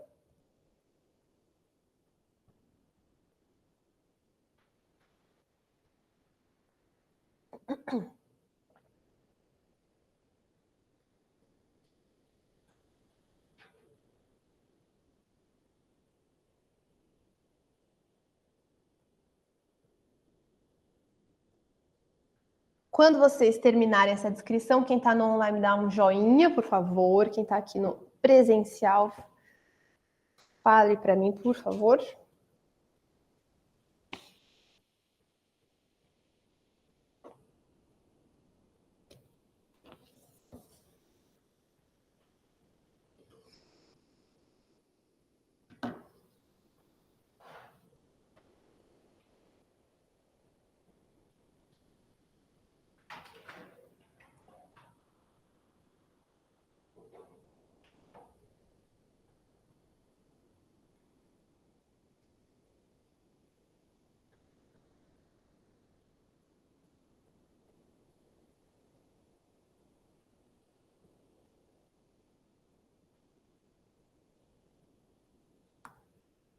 Como estamos, pessoal? Conseguiram fazer essa descrição, lembrar?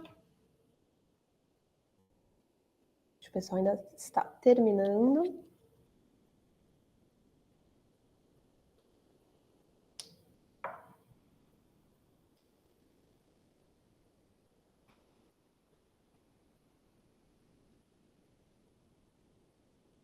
Vou dar mais 2 minutinhos.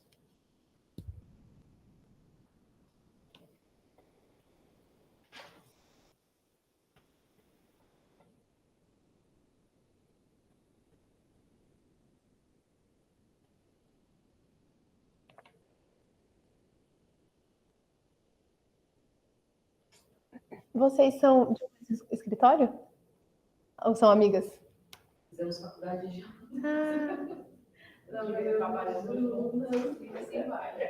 A duplinha.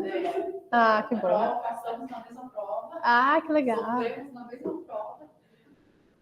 Que legal. É tão bom, né, quando a gente pode compartilhar esses momentos. Simone, eu vou chegar lá. Todo mundo conseguiu terminar? Conseguiu lembrar? Conseguiu descrever esse momento? Tá. Então, aqui a ideia né, novamente, colocando um curso introdutório, enfim, nós estamos aí passando por diversas temáticas. Esse processo de ancoragem, esse exercício, essa ferramenta da ancoragem, a gente pode desenvolver melhor, mas aqui, para esse primeiro momento, o que eu queria é justamente suscitar em vocês essa reflexão de que o que nós buscamos, no mais das vezes, não está exterior a nós, mas nós já possuímos isso em alguma medida.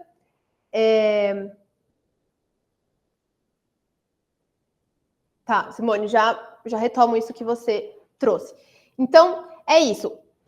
Mobilizar a nossa memória para que ela nos ajude a lembrar e a registrar momentos em que nós já mobilizamos recursos que muitas vezes nós achamos que não temos ou que temos em deficiência, enfim. A Simone trouxe aqui uma coisa que eu achei interessante, que ela falou. No 4, que é esse de retomar essa memória, ela, ao mesmo tempo que ela disse que ao mesmo tempo que ela estava feliz, ela ainda assim se sentiu um pouco boba na fala que ela fez, né? Imagino que tenha sido alguma fala aí que ela fez para algum público.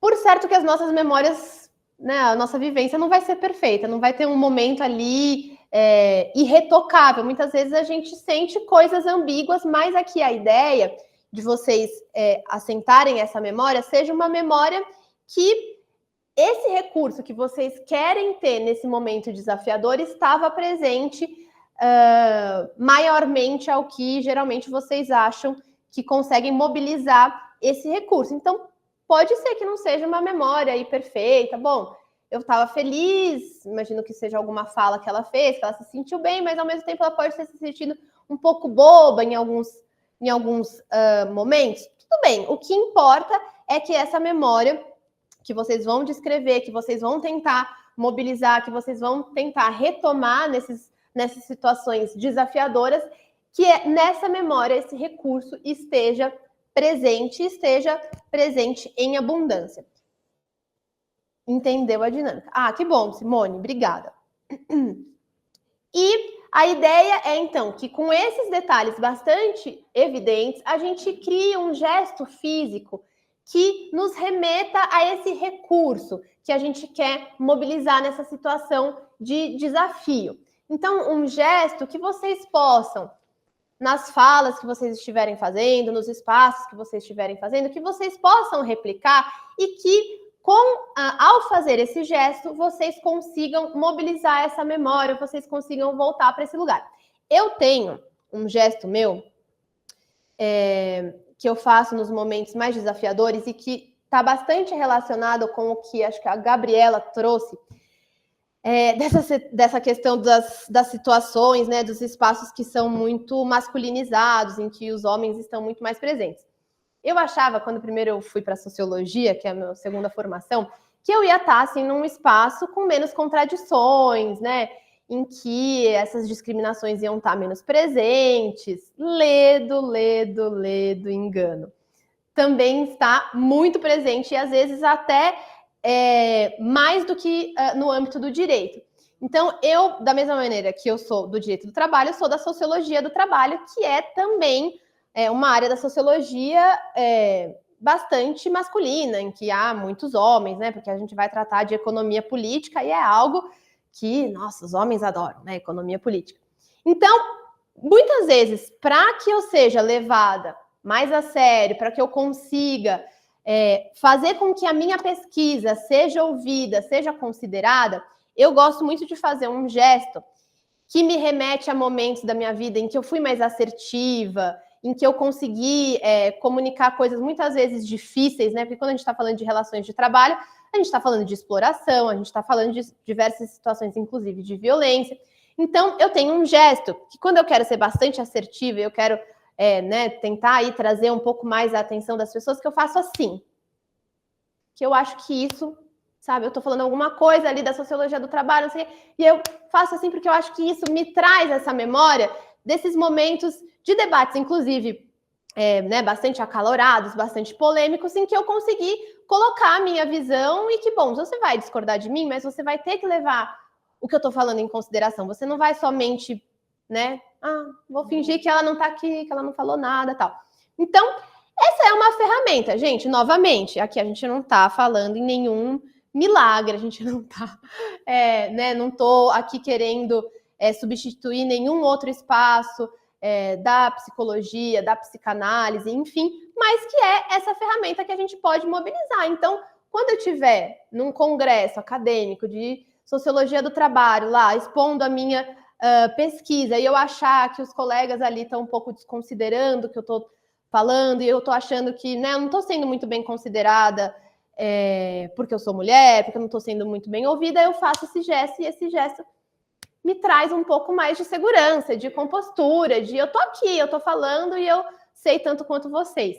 Então, esse exercício da ancoragem, ele é para isso, é para a gente reforçar, para a gente trazer para o nosso imaginário, para a gente mobilizar esse recurso que nós queremos apresentar nessa situação que ela é desafiadora, mas que ela ela já aconteceu em outros momentos da minha vida. Então, eu já em outros momentos eu consegui ser assertiva. Então, justamente aí a importância de vocês escavarem a memória de vocês, relembrarem em detalhes, escrevam, isso ajuda a gente a assentar.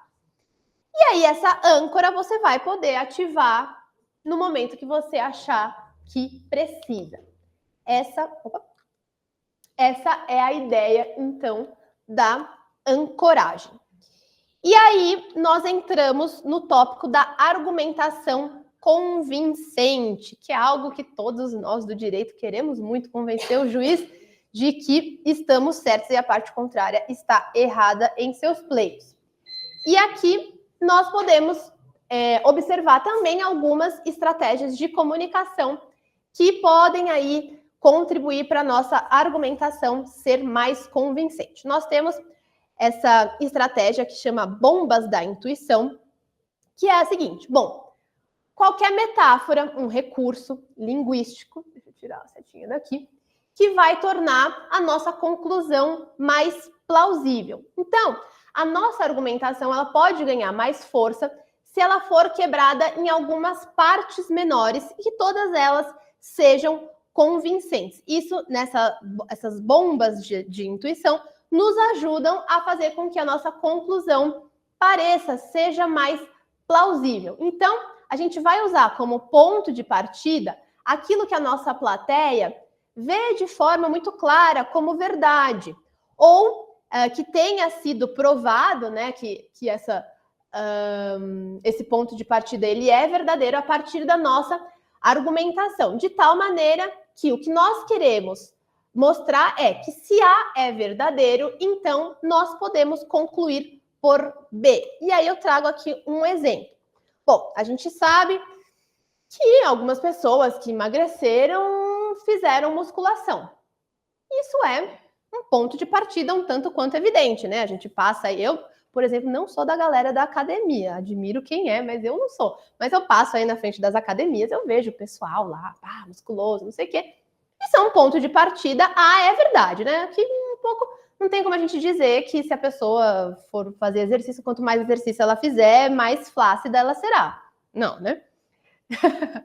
Bom, nós sabemos também que pesquisas, né, muitas pesquisas aí da medicina mostram que fazer exercício físico contribui para a queima de calorias. Depois que você, inclusive, termina o exercício físico, seu corpo continua ali naquele metabolismo acelerado, continua queimando a caloria. A gente sabe também, por meio de pesquisas, etc., que fazer exercícios físicos produz aí hormônios que nos trazem bem-estar. Todas essas são aí, digamos, bombas da intuição, pequenas argumentações, pequenas proposições verdadeiras que não causam aí muita dificuldade de concordância no público e que tornam mais plausível a nossa conclusão, que vale a pena começar a desenvolver uma rotina de exercícios. Então, essa técnica, essa estratégia da argumentação convincente, ela é justamente isso. E segmentando a nossa argumentação, quebrar a nossa argumentação em partes menores para convencer mais facilmente a nossa plateia. Então, é diferente da gente chegar e falar lá para um tribunal do júri, na verdade, o meu cliente é inocente, ele não matou a pessoa X. Não, mas se eu dividir essa argumentação em, olha, nesse dia ele estava na academia fazendo musculação, nesse horário ele estava com um amigo dele, etc. A gente vai dividindo a nossa argumentação em partes menores que nossa plateia tem mais facilidade de entender como verdadeira, como plausível, e aí a gente chega à nossa conclusão de que aquela pessoa que está sendo indiciada, ela é inocente. Essa conclusão torna-se mais plausível. A segunda estratégia de argumentação convincente chama-se redução ao absurdo. Então, aqui o que a gente vai fazer? A gente vai assumir a posição contrária àquela que o orador quer defender para provar que ela leva a uma contradição. Então, eu assumo a posição contrária, levo essa argumentação ao seu extremo e, com isso, consigo provar, né, comprovar ao meu público que é, na verdade, uma posição contraditória. E uma vez que essa posição que é contrária à minha cai, a minha posição, a minha argumentação de oradora prevalece. Então, aqui, por exemplo, nós temos um exemplo da leitura. Não ler faz com que o nosso vocabulário seja pobre. Não ler faz com que nós possamos nos sentir, em algumas situações, em alguns ambientes, um pouco deslocados, né? Um pouco limitados nessas conversas. Não ler nos desqualifica profissionalmente. Então, começar a ler imediatamente é algo bom. Aqui eu estou trazendo, obviamente, um exemplo bastante simples, né? Quando a gente vai transpor isso para a advocacia, demanda muito mais elaboração. Mas a ideia é essa, de assumir essa posição contrária até que a nossa posição prevaleça como sendo a não contraditória. Depois nós temos também a história de detetive. E isso é algo no direito criminal bastante presente, né? Quando a gente vai ler os livros de oratória dedicados aí ao tribunal do júri, isso está bastante presente. Então, aqui, basicamente, você vai começar a sua argumentação, a sua apresentação, fazendo um mistério, e você vai aí percorrendo ao longo do tempo as várias opções de solução, descartando uma a uma, até que somente reste uma única solução viável. Essa é, então, uma estratégia que vai engajar o público, que entra naquilo que nós falamos, né, da emoção, do envolvimento. Vai engajar o público no desvelar desse mistério, permitindo aí a sensação de que o público, juntamente com você, orador, oradora, estão aí descobrindo a solução juntos, né? Então, aqui um exemplo simplório que nós podemos dar. Bom, qual é a melhor maneira de se preparar profissionalmente? É fazer um curso de redação? É ler mais livros? Qual é a solução mais completa? Algo que nos proporcione leituras, que nos proporcione escrever, que nos desiniba, como, por exemplo, um curso de oratória. Então, piadinhas à parte, a ideia é um pouco essa, né? Engajar a sua plateia no desvelar dessa incógnita que você vai colocar no início da sua fala. Esses são 3 exemplos, né, de estratégias de argumentação convincente, mais simples, mas há muitas outras estratégias que miram exatamente a fazer com que a sua mensagem realmente convença o seu interlocutor, que é algo muito importante para nós aqui na advocacia. E aí eu vou entrar... Bom, até aqui como estamos? Dúvidas? Questionamentos? Pessoal que está online, está entendendo? Kátia disse que está tranquilo. Ok. Bom, qualquer coisa, só perguntar. E aí, nós entramos no terceiro e último tópico da nossa aula, que são os princípios da persuasão. Persuasão, outro elemento que todos nós queremos desenvolver bastante na nossa prática. E aí eu recomendo especialmente a leitura desse livro, que vocês podem encontrar PDF na internet muito facilmente.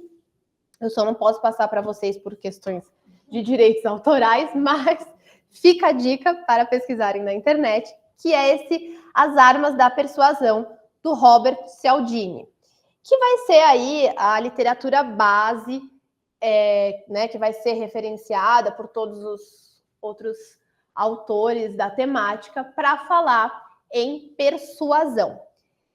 Então, o Robert Cialdini, como eu vou dizer mais à frente, ele é da psicologia e ele foi fazer uma pesquisa, e as perguntas, os problemas de pesquisa que motivavam ele eram justamente essas questões, né? O que ele queria responder com a pesquisa dele? Ele queria entender quais são os fatores que levam uma pessoa a dizer sim para outra.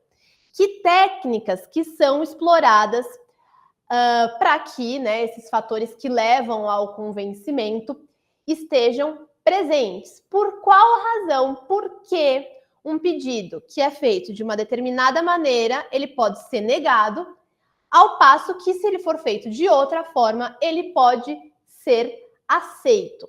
Então, essa era a pergunta de pesquisa dele, o problema dele.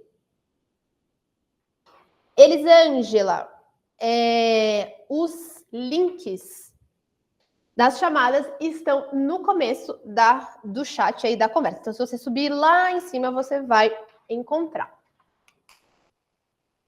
E aqui, bom, ele era um psicólogo social experimental, que é aí uma vertente da psicologia, e ele resolveu, então, estudar isso que se denomina como psicologia da persuasão. E ele começou fazendo alguns experimentos com os estudantes da universidade, né, no laboratório dele. Ele foi perguntando certas coisas para esses estudantes e ele tinha como objetivo descobrir esses princípios psicológicos que influenciavam, que contribuíam para essa tendência das pessoas de concordarem com uma certa solicitação.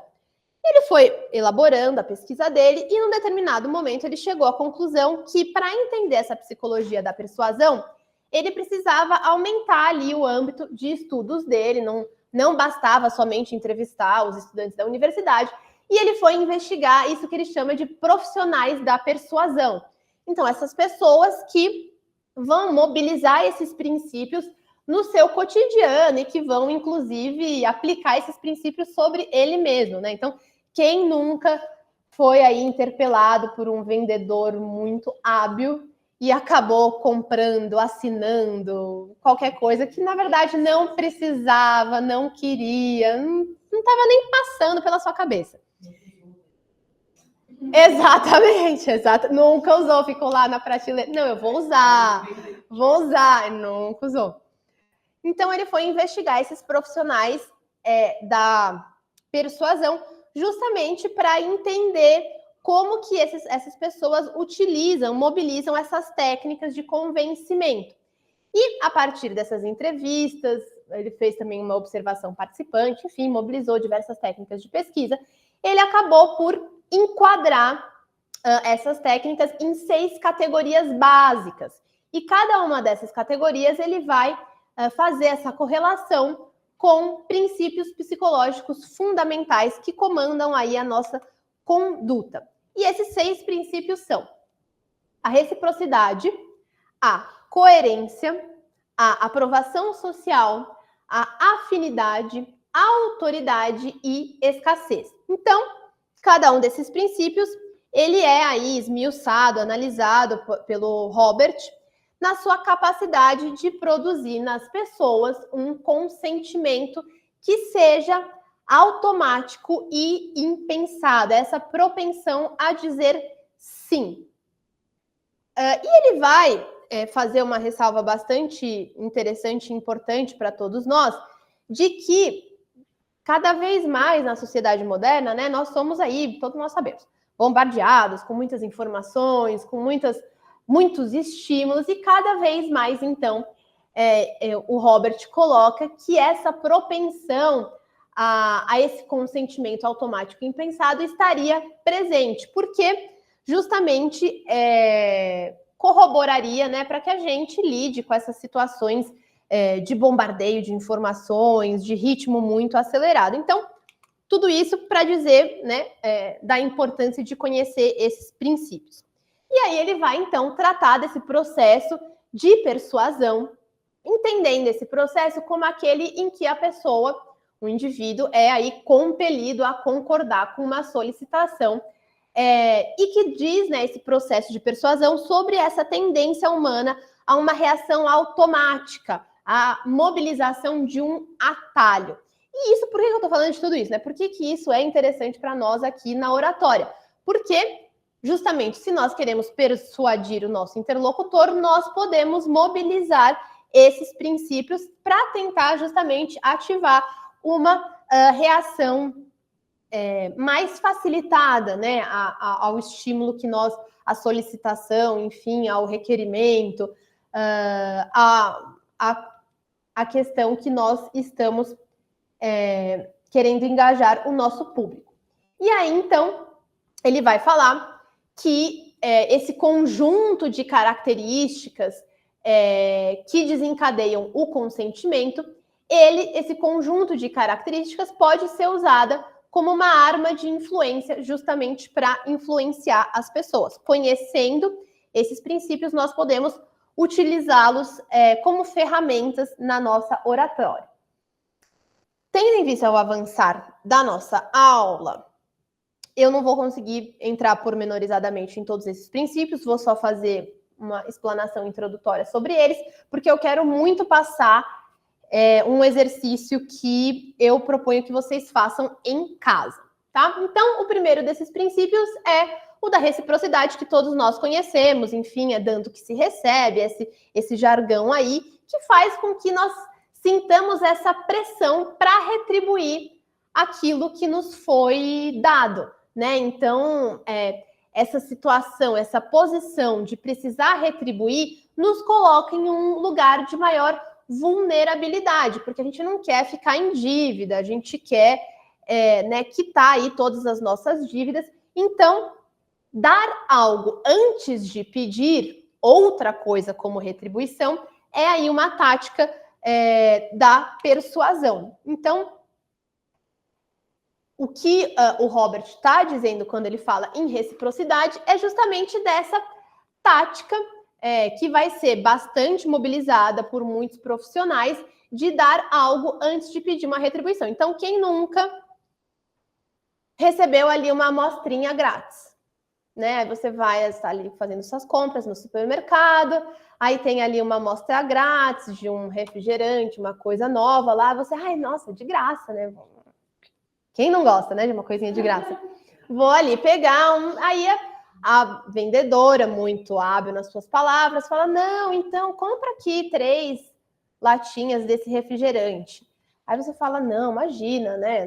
Não vou comprar 3, nem queria. Não, então leva só uma. Aí você fica, pô, eu peguei a amostrinha grátis, né? Vou ajudar aqui a moça, vou levar essa lata desse produto, enfim.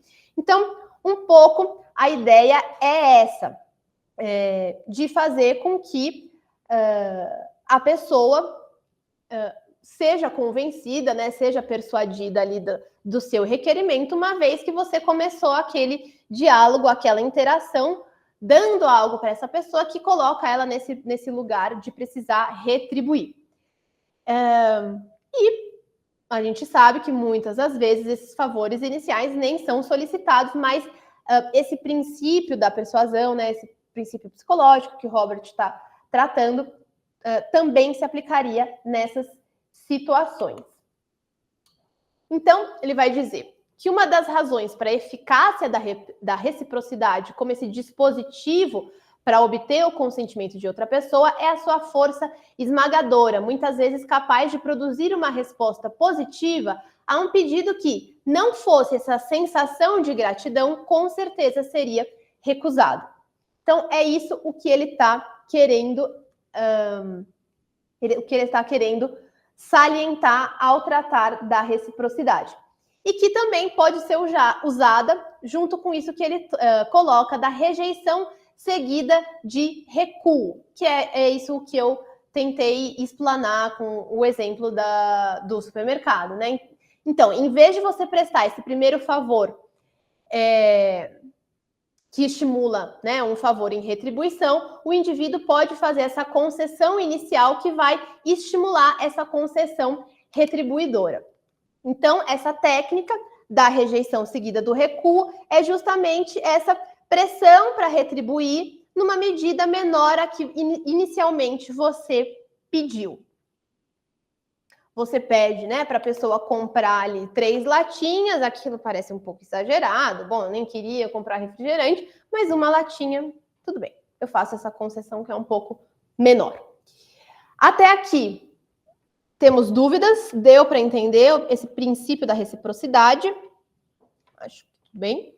E aí nós passamos para o princípio do compromisso e coerência, né? Então, você assegura que um compromisso inicial seja feito pelo aquele seu interlocutor e para manter a coerência, para manter esse compromisso que já foi firmado, a pessoa pode ser levada a se persuadir de outras coisas. Então, isso está muito relacionado com esse desejo que todos nós temos, em alguma medida, de sermos, de parecermos coerentes com as nossas palavras, crenças e atitudes.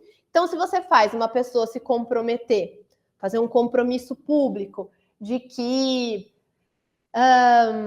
bom, se eleito, essa pessoa vai fazer determinada coisa. Supostamente, pela nossa vontade de sermos coerentes, de mantermos os nossos compromissos, nós podemos ser levados a outras situações que se relacionem com esse compromisso inicial. Talvez o exemplo do político não tenha sido mais ideal, né?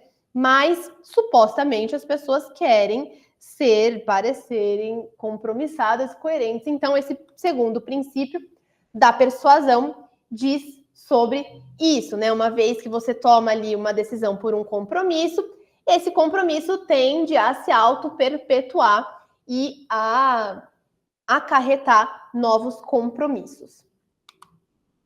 Depois nós temos o princípio da aprovação social. E isso está muito relacionado também com aqueles momentos em que nós temos incertezas, que nós nos defrontamos com situações novas, não sabemos muito bem o que fazer. A primeira coisa que a gente faz, se a gente está perdido numa estrada, é ir atrás do carro que está na frente, né? Você vai se guiar pelo que a outra pessoa está fazendo. Você observa o mundo ao seu redor, você vê que as pessoas que estão ali naquela mesma situação que você estão fazendo algo parecido e você tende a fazer algo parecido a essas pessoas. Então, esse princípio estaria aí mais presente quando nós estamos lidando com semelhanças. Então, bom, eu tenho a minha amiga, que eu estudei com ela, que eu trabalho com ela, ela foi lá fazer o curso de oratória, eu vou também. Né? Eu me identifico, eu olho para essa pessoa semelhante a mim, eu não tenho muita certeza dessa situação, eu vou fazer como essa pessoa está fazendo.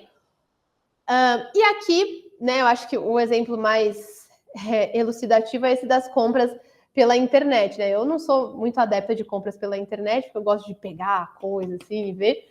Mas quando a gente vai comprar alguma coisa pela internet, a gente conta aí com a avaliação das outras pessoas, né? A gente dá uma olhadinha, bom, essas pessoas avaliaram bem, essas pessoas avaliaram mal, então eu vou fazer parecido com o que está sendo feito. Ou também as filas, né, nas portas de balada. A gente sabe que essas casas noturnas, elas, por vezes, deixam fazer a fila, porque aí a gente vê uma fila e fala, nossa, esse lugar deve ser legal, né? Tá cheio. Então eu vou entrar na fila, vou para essa balada, para esse restaurante, para esse barzinho, e não para o outro que está ali vazio, as moscas. Então, esse princípio vai falar desses efeitos imitativos que podem também ser mobilizados na persuasão. Aqui mais alguns detalhamentos que depois convido todos a lerem.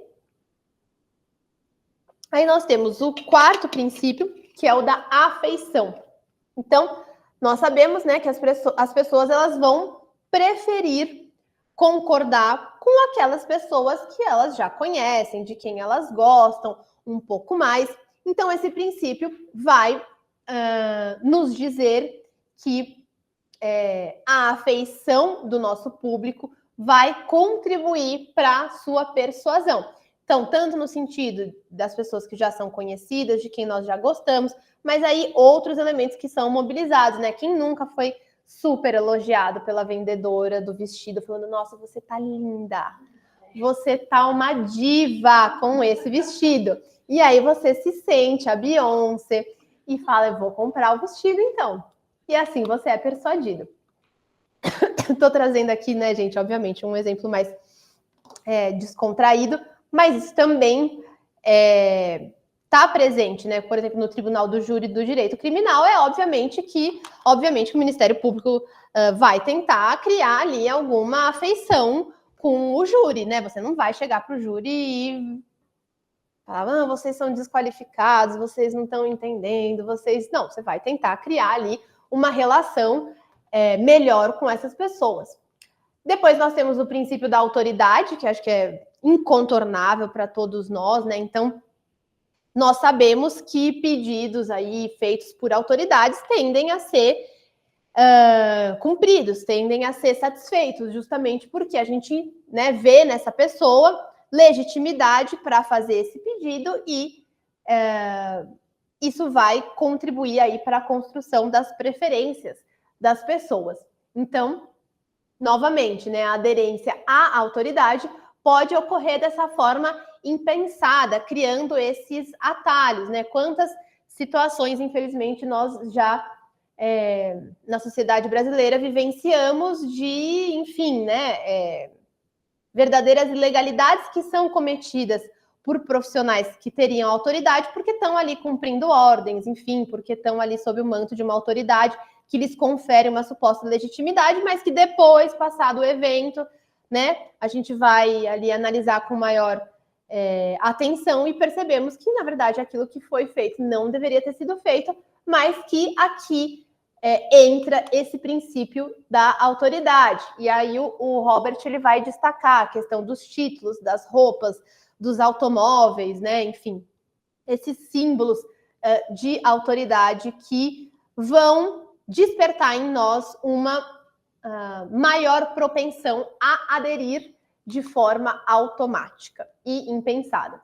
E também o princípio da escassez, que são essas técnicas de quantidades limitadas, de prazo. Então, quem nunca, né, foi lá, não sei se vocês usam, por exemplo, Booking ou qualquer coisa assim para fazer uma reserva de hotel. Aí você vê lá, resta somente um quarto. Sempre. Aí você fala, meu Deus, não dá tempo de eu pesquisar mais, de eu ver outros hotéis. Eu achei esse hotel legal, tal, o preço tá bom, então eu preciso comprar logo isso. Então, tudo isso é mobilizado, né, esse princípio da escassez para nos persuadir. Então, acharmos que aquela é a última oportunidade, que há poucos itens disponíveis, enfim, isso perfaz o princípio da escassez. Aqui mais informações. Passo aqui também, depois vocês podem acessar esse videozinho do YouTube, que vai fazer um resumo ilustrativo do livro, então é bastante interessante. Depois é um videozinho de 10 minutos, então dá super para assistir em qualquer momento. E aqui eu vou passar uma atividade prática, que se tivéssemos mais tempo poderia ser feita em sala de aula, mas que fica aí de lição de casa, que se relaciona com, tanto com o conteúdo, né, dos discursos convincentes, quanto com o conteúdo dos princípios da persuasão, que é algo que pode nos remeter aos primeiros anos da faculdade de Direito, né, quando, não sei se vocês tiveram isso em sala de aula, de um júri simulado, de um tribunal simulado, mas como é que é? Más lembranças? Não, é toda a pegada dos exploradores de caverna, né? Fazer a uso de casa, daquele fato lá do canibalismo. Sim, exatamente.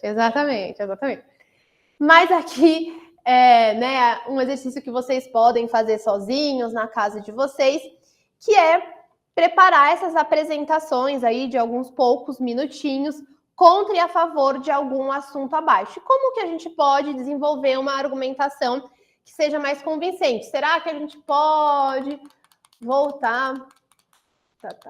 Aqui, onde está? Nesses slides, né, dessas estratégias de comunicação, de argumentação convincente, e pode ir, por exemplo, recortando o nosso argumento em argumentos menores e mais palatáveis para chegar a uma conclusão que seja plausível para o nosso público? Será que a gente pode assumir a posição contrária, chegar ao absurdo e então mostrar que a nossa posição é a que deve prevalecer? Será que a gente pode criar um ambiente de mistério? Enfim, como a gente pode usar esses princípios da persuasão que o Cialdini está nos alertando para, por exemplo, advogar que o cafezinho preto ele deve ser servido somente sem açúcar. É um absurdo o café preto com açúcar. Então, tem aqui, gente, alguns exemplos mais fáceis, né? Bom, trabalhar depois do expediente, fazer uma declaração de amor no outdoor da cidade. Já pensou? servir o cafezinho sem açúcar, comer carne com aquela gordurinha. Na verdade, a medicina está completamente incorreta, não faz mal. Comer a gordurinha da carne faz bem. Enfim, refrigerante desde a infância, isso a gente pode, né? A ideia aqui é pegar exemplos mais bobinhos, mais simplesinhos, que nos possibilitem aí sermos criativas para, né, ao exercitarmos dessa maneira, depois a gente poder aplicar isso mais seriamente no nosso cotidiano profissional. Então, tudo isso, né, são sugestões de tarefas de casa, esses assuntos, vocês podem pegar outros também, enfim, né, montar aí apresentações favoráveis e contrárias a esses pontos. E se nós estivéssemos na aula, essa pessoa viria à frente, faria a sua apresentação, enfim, como não teremos tempo para isso, a ideia é que vocês ou gravem áudios no WhatsApp, ou gravem mesmo um vídeo, né, e depois assistam a sua própria apresentação e façam essa avaliação de vocês mesmos, né? Então, como estava a minha postura, os meus gestos, o meu contato visual, a minha eloquência, quais vícios de linguagem estavam mais presentes? Então, todas esses quesitos, outras observações que vocês queiram fazer, para que a gente possa ir sempre, né, aprimorando a nossa autopercepção. Aqui eu trago algumas referências bibliográficas e peço aí aos colegas e às colegas que deem aí batam uma foto do QR Code ou depois entrem nesse formulário, que é o nosso formulário de interesse por um curso intensivo. Então, como eu disse desde o início, esses 2 módulos são módulos introdutórios, que por conta da limitação de tempo não nos permitem aprofundar, mas nós estamos pensando aí na elaboração de um curso intensivo e queremos saber qual a melhor data, período para vocês. Então, agradecemos se vocês puderem responder, assim nós ficamos também em contato. Agradeço pela audiência, pela atenção. Pergunto se há alguma dúvida, se há alguma colocação que vocês queiram fazer nesses últimos instantes da nossa aula. Agradeço. E amanhã nós teremos a nossa última aula do 2º módulo com a professora Pamela. Obrigada, gente. Um bom dia para todo mundo.